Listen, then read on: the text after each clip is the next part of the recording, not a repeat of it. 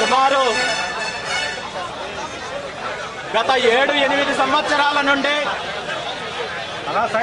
రాష్ట్రంలో లక్షలాది మంది నిరుద్యోగులు ప్రభుత్వ ఉద్యోగ అవకాశాలు కోల్పోయి నానా రకాలుగా ఇబ్బంది పడుతుంటే సుమారు 7 సంవత్సరాల తర్వాత ప్రభుత్వం విడుదల చేసిన డిఎస్సి నోటిఫికేషన్ లో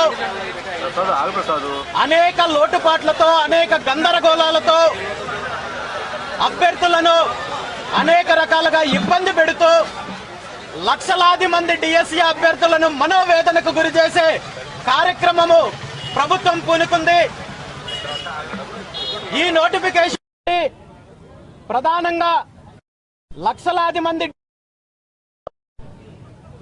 నుండి వచ్చిన విన్నపాలేంటి? గత 7-8 సంవత్సరాల నుండి డిఎస్సి నోటిఫికేషన్ విడుదల చేయలేదు కాబట్టి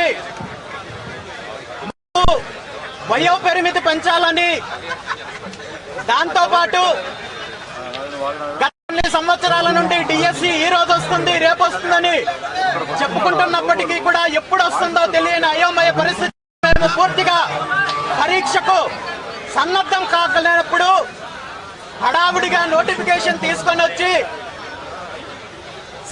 తగిన సమయం ఇవ్వకుండా మమ్మల్ని ఇబ్బంది పెట్టే కార్యక్రమం చేస్తున్నారు. కనీసం మాకు 90 రోజుల గడువు ఇవ్వాలని చెప్పి లక్షలాది మంది నిరుద్యోగ అభ్యర్థులు కోరుకున్నప్పటికీ, దాంతోపాటు డిఎస్సి అంటేనే డిస్ట్రిక్ట్ సెలక్షన్ కమిటీ అంటే జిల్లాకు ఒకే పేపరు ఒకే పరీక్షా విధానాన్ని అమలు చేయాల్సిన ప్రభుత్వము ఒక్కొక్క అభ్యర్థికి ఒక్కొక్క పేపర్ ఇవ్వడం ద్వారా నిజమైన అర్హత ఉన్న అభ్యర్థులకు కాకుండా లాటరీ ద్వారా ఉద్యోగాలు పొందే పరిస్థితి కల్పించారని చెప్పి లక్షలాది మంది నిరుద్యోగులు డిఎస్సి అభ్యర్థులు ప్రభుత్వాన్ని అన్ని రకాలుగా విన్నవించుకున్నప్పటికీ ప్రభుత్వం మొండిగా మూర్ఖంగా ముందుకెళ్లే కార్యక్రమం చేస్తోంది. దాంతోపాటు స్పోర్ట్స్ కోటాల సమస్యలున్నాయి. అదేవిధంగా ఈరోజు మనము 2 రోజుల క్రితం తీసుకుంటే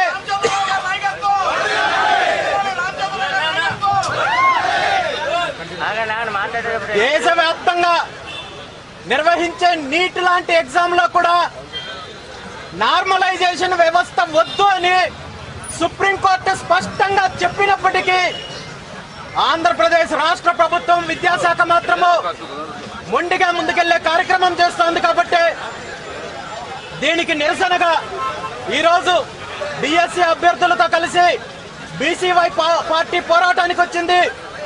ఈ రోజు ఇక్కడ నిరసన కార్యక్రమం చేయడంతో పాటు ప్రభుత్వానికి కనువిప్పు కలిగేంత వరకు ఈ పోరాటం కొనసాగిస్తాము.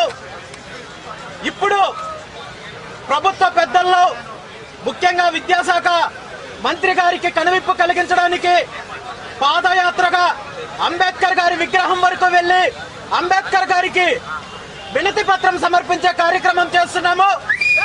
డిఎస్సి అభ్యర్థులకు న్యాయం జరిగేంత వరకు పోరాటం కొనసాగుతుందని చెప్పి ఈ సందర్భంగా తెలియజేస్తున్నా. Thank you.